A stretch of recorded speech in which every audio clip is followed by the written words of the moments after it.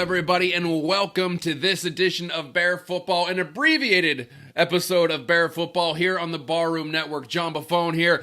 Tyler and Aldo cannot be here, so you're stuck with me for this quick game recap. The Chicago Bears improved their record to 2-2 with a 24-14 victory over the Detroit Lions. A lot of storylines to break down in this one. First and foremost, however, would be the play calling and the game plan for this game. I said earlier this week I did not anticipate the game plan changing, and I was wrong. I am happy to be wrong. I will continue to be wrong if this is how the Bears offense is going to operate. And we did see some different wrinkles in the play calling, and it took until the post-game press conference for Matt Nagy to finally, he did dodge the question a few times, but when asked outright, said Bill did a great job. That means Bill Lazor was actually calling the plays for the Chicago Bears today. And even though Matt Nagy had to reassure everybody, it's like, everything goes through me. I'm the head coach. Everything goes through me. When put on the spot, Matt Nagy finally admitted that Bill Lazor was calling the plays, and he was able to get a lot out of this offense, particularly Justin Fields, who did not eat dirt the entire game, much like he did last week against the Cleveland Browns. Now, if you're just a box score blogger, you're going to look at this and say, well, Justin Fields, 11 for 17 for 209 and an interception? What do you mean that was great? If you watched the game, you saw that this kid had complete control over the offense, and quite frankly, threw the ball downfield, something that we've been yearning for them to do with all this speed. Darnell Mooney had a career game, 5 catches for 125 yards. This offense looked competent. This offense looked like it could score points. This offense looked like it knew what it was doing. It wasn't just lost and just trying to throw a bunch of stuff together. I'm not saying it's all Bill Lazor. I'm sure there was a lot of collaboration, and I hate using that word on a Bears show, but I'm sure there was a lot of collaboration between head coach, offensive coordinator, position coaches, John DeFilippo, everybody, but this worked. And I know that it's against the 0-4 Detroit Lions. However, people saw this as a game that the Bears could potentially lose. So they were able to come in and establish themselves, score 24 points, and they ran the ball 39 times, which leads to this, I'd say basically the second biggest storyline on this is the status of David Montgomery, who left the game, I believe in the fourth quarter, which they wouldn't even show the replay of the injury because they said it was so gruesome. But David Montgomery was able to walk off the field. He had a fantastic game, 23 carries for 106 yards and 2 touchdowns. You hope and pray that this guy is okay, not just because he's a phenomenal football player, but you don't want to see David Montgomery be hurt for the rest of the year, just as a person. You know how hard this guy works, and you just want to see him in the lineup. This was the year that I said that he was going to break out of the Chicago sphere where we know how good David Montgomery is. It was time for the rest of the league and the rest of the country to know how good David Montgomery is, and he's on that trajectory. So I really hope that this is not something serious. I guess it was promising that he walked off. They didn't cart him off. They didn't immobilize the knee or anything like that. He did walk off. Darnell Mooney said in his post-game interview that David Montgomery, he saw him in the locker room, and he looked fine, but you don't know what that really means. So in his stead, Damian Williams did fill in admirably, 8 carries for 55 yards, but obviously you want David Montgomery in there. So the way that this offense looked with David Montgomery, and let's just hope that he's okay, and if not, Damian Williams will have to tote the load with the running game. If they had an identity today. They were gonna enforce their will through the run game. And then Justin Fields threw the ball 17 times, highly accurate, picking his spots and throwing the ball downfield. Got to maybe clean up some of that those fumbling issues, but he's really good at recovering his own fumbles. We have established that. He's made that very known to everybody, but let's try to clean that up a little bit. But overall, an impressive victory. I don't want to get too far ahead of myself because it is the Detroit Lions, a winless Detroit Lions team. But once again, if we were talking about this as a game where the Bears were going to maybe lose or, only 2.5-point favorites and everyone's thinking, well, Detroit's going to go in there and light them up if that offense does what it does last week, they cleaned some things up. And I know I don't normally do it, but I will applaud Matt Nagy for at least handing off the play calling abilities, the play calling duties, I should say. He still didn't want to admit it. He still wanted everyone to know he's the head coach. He still didn't. It took someone just outright asking who was calling plays. And then after that, he said he never wants to talk about it again. He said, this is the last time I'm going to address it, is what he said. So I don't love that. I know that he wants it to be about him. I know you got to keep telling everybody that you're the head coach and ultimately you're making all the decisions. But gee whiz, you could definitely tell a difference between last week and this week and who was effective and who was not effective as a play caller. So he did say Bill did a great job. If I'm Bill Lazor, I'm thinking, yeah, I did do a great job. I should continue to do a great job. I should keep having that opportunity to do a great job. Don't take away the duties like you did to me last year. So you hope and pray, once again, that Matt Nagy doesn't get so full of himself that he says, all right, we're playing pretty well again. Give me the play calling duties back. I can handle this. You hope that is not the case. Also, I don't see any scenario in which, even when healthy, Andy Dalton's going to be the starter of this team again. I think if Justin Fields struggled this week, next week, or whenever Andy Dalton was healthy, there was maybe a chance that Matt Nagy would put him back in.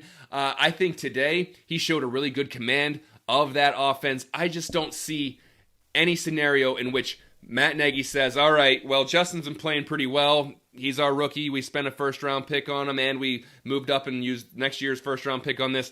Let's put Andy back in. Andy's not going to be on the team next year. Andy doesn't need the reps. Andy doesn't need the experience. Justin Fields does. And I think that he's building a rapport with his teammates. Obviously, that Darnell Mooney, Justin Fields combination is so exciting to me because these guys are super young. They're both going to be with the Bears for a long period of time. Obviously, you hope Allen Robinson's in that long-term plan as well. But if not, Darnell Mooney and Justin Fields really building a connection, I can't think of anything better because with that speed and with that arm, that's really, really dangerous, and I'd love to see where this goes. So I think Justin Fields cemented himself as the starter for the rest of the year. If we do see Andy Dalton back as the starter, I think you're going to see a very bad backlash from fans. Not that affects Matt Nagy or the Bears. It never has, apparently. But I just can't see a scenario where Justin Fields moving forward does not have complete control over this offense. He is the QB1, so to speak. He's going to be the Bears quarterback here, today, tomorrow, next year, and hopefully for the next 10 to 15 years, he will be the quarterback of the Chicago Bears. And let's switch sides of the ball, though, because the defense, once again, played pretty well. They got a little soft towards the end, that soft zone. They were allowing the Lions to kind of pick them apart towards the end a little bit when they started to come back. But 4 sacks to follow up last week. They had 4 sacks. Roquan, Robert Quinn, Travis Gibson, and Khalil Mack. Honestly, I think Robert Quinn, he's having a season now. Is he performing up to that contract? I don't know quite yet, but man, talk about blowing away expectations. I said that he could be the Bears' bounce-back player on defense this year, but I'm not going to take a lot of credit for that because I said that because the bar was set so low that if he had a mediocre season, it would be much better than last year. He's blowing that out of the water. He's getting off the snap so quickly. He is getting in the backfield. His first move is incredible right now. Robert Quinn making a real impact on this defense, and Khalil Mack feeding off that. Gets a sack of his own. Travis Gibson looks strong. Looked like a beast in there. He looks like he's a guy that's going to start getting more playing time for this Chicago Bears football team. You can see why Ryan Pace maybe wanted to move up to get this guy in that draft. He looks like he's going to be a big-time contributor on this defense. Overall, I think that they played well. The defense, and this is what it's going to be. The defense is going to give you an opportunity to stay in the game. They're not a bunch of bums. They're not top 5. but they have enough playmakers on this team to keep the game close, and if the offense can continue doing what they're doing, this team can win some ball games. There's enough. I know that I trash this team a lot, and I'm doing it. I promise everyone listening to this, I do it from a good place because I want to see this team win. I loved watching this team win today. I don't care that people were coming at me on Twitter saying, "Oh, you told us the game plan wasn't going to change." I'm so happy I was wrong about that. I'm so happy that they changed something and it worked. I'm not rooting for them to lose. I'm not rooting for them to screw up. I want this team to win. I loved watching that game today. I don't care if I was wrong, and I'm sorry that I wasn't blindly optimistic after last week, but I'm so glad that they were able to change some things this week. Does that parlay into the rest of the season? It's yet to be seen. They're going to have a tough game at Vegas next week, and then they start getting into that heart of the schedule where I don't know the exact order, but they end up having like Green Bay and San Francisco and Tampa Bay, and they have Pittsburgh, who I'm not overly impressed with yet, but they got a real hard stretch coming up. And they needed to bank this win here and see what they can do in the heart of their schedule. But if they can score some points and the defense can keep them around, the defense isn't going to get tired by getting trotted out there every 2 to 3 minutes. They can win some ball games. Let's be honest. I know that I said last week I'm not happy with the expectations of just being good enough and squeaking into the playoffs, and I'm still not. But I'd rather watch that, what I saw today, than what I saw last week. It's good for my mental health. It's good for my physical health. I want to keep watching that. That was a good display of football. They beat a team they should have beaten. We'll see if they can take that into the next week. And depending on what happens in this Steelers-Packers game, right now the Bears will at worst be tied for first place in the NFC North. The Vikings lose again today. Obviously the Lions lose to the Bears today. We'll see how this shakes out. The NFC North isn't exactly a juggernaut of a division, so we can see where this takes us. But to put a bow on this, Chicago Bears, they came in today. They actually made adjustments, which is what we've been calling for a long time. I hope that those adjustments stick, and I hope that David Montgomery is going to be available sooner rather than later. It's hard to think that he will be there next week, but it all depends on what happens and what they diagnose that injury as, and if Damian Williams can tote the load. But you look at this performance today, and you say that was a good performance. That was a good, solid, competent NFL performance. Let's hope that they stick with that. Let's hope that Bill Lazor continues to call plays. Let's hope that Justin Fields continues to progress. Same with Darnell Mooney. They maybe get Allen Robinson involved a little bit more. Cole Kmet still not a big factor.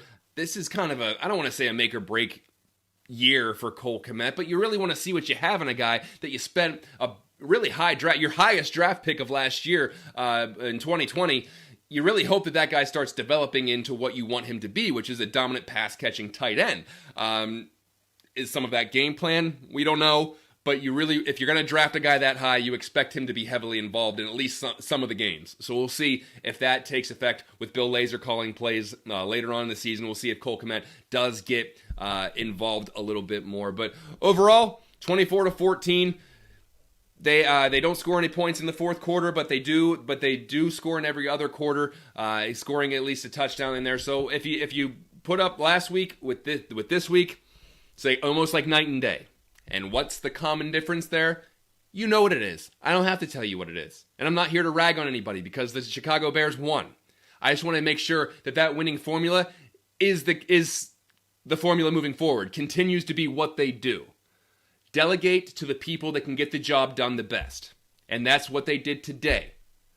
Let's hope the egos don't get in the way, and we see what we saw last week pop its ugly head back up in 2 or 3 weeks, whenever the Bears are in a very tough heart of the schedule.